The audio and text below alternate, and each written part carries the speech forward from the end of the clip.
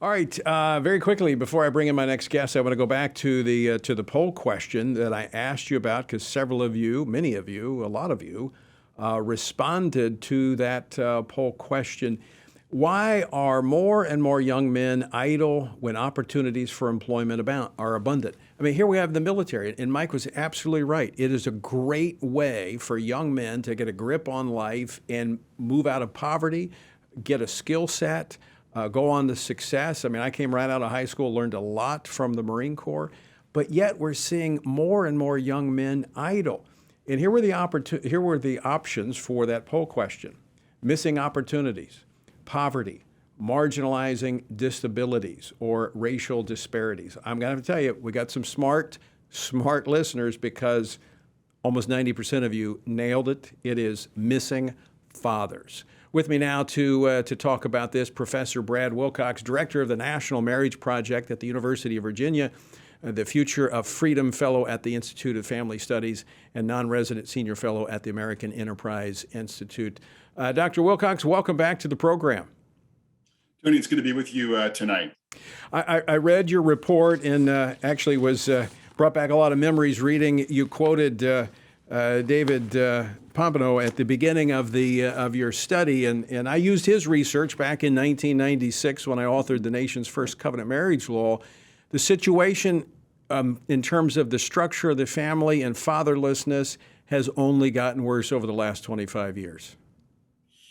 Yeah, Tony, we haven't really learned the lessons yet. I think that dads are really important and that marriage is an institution that connects men to their children. So we're still, I think, although to be honest, we're kind of in a holding pattern. It hasn't gotten a lot worse since the 1990s, but it's certainly not gotten any better.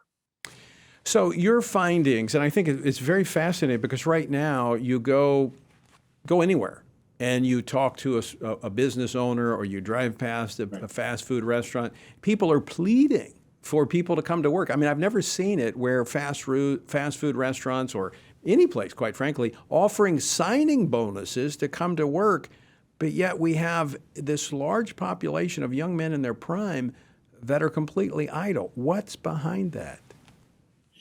Yeah, Tony, you're right. I've been talking to some local business owners here in Central Virginia, and they have been articulating a concern, like you can't get young men to come and show up on time and, basically come in without any problems on the home front, all that kind of stuff. And what we're seeing in this new research is that one of the big factors that's driving this increase in young male idleness, not being kind of connected to the labor force, is growing up without a father. So we see is that young men who are growing up without a dad are about 70% more likely to be idle, not working, in their mid-20s compared to young men who are growing up with a father in the household. So that's one of the big factors here that is playing out right now. So the evidence, Dr. Wilcox, would suggest that a father's not just nice to have, it's essential, it's foundational, especially for young men to be successful, both educationally and when they move into the work environment. Yeah, I think having a father in the household is important for kind of giving a sort of a symbol to a young man who's, adolescent, young adult, kind of sees his own dad kind of getting up in the morning, getting to work on time, providing an example in that way. I think having a dad in the household is important financially because dads are much more likely to devote their money to their kids and help their kids either go to trade school or go to college and flourish in those arenas and then go on and get a job. And then just sort of having the social and emotional support of a father is crucial, I think, in encouraging young men to navigate the challenges of adolescence and young adulthood successfully.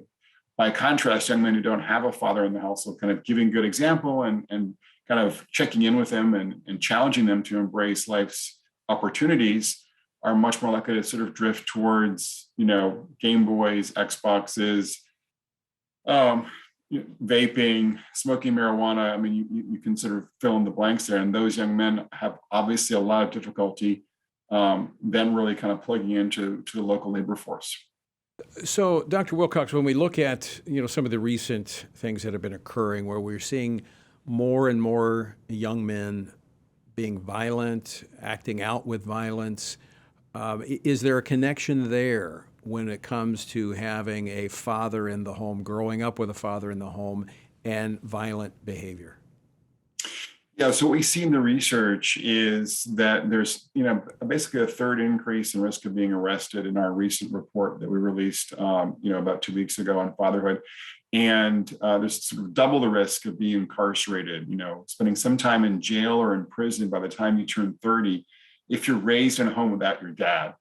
And then there's just a whole body of research more generally showing a strong connection between absent fathers and unsafe neighborhoods, going back to the work of Robert Sampson at Harvard University, showing that it was one of the top predictors of urban violence across the United States.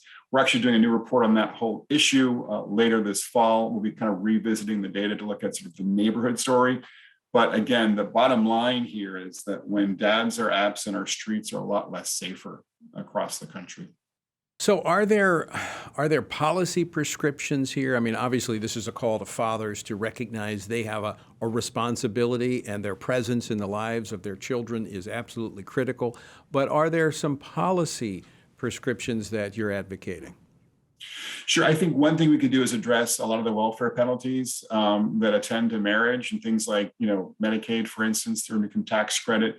So what happens practically for a lot of working class couples with kids is they kind of figure out it makes more sense for them just to cohabit and have mom apply for, say, Medicaid, for instance, rather than to marry. I was speaking to a local couple here in Virginia a while ago, and nice couple, beautiful 2 daughters, traditional in many respects, but they weren't married. I was kind of probing, like, what's going on here on this? Well, actually, we sat down at the kitchen table and realized that we'd lose access to healthcare insurance for the mom and the 2 daughters, which they were getting through Medicaid if one hadn't got married. So that's, I think, one thing we could address is that marriage penalty.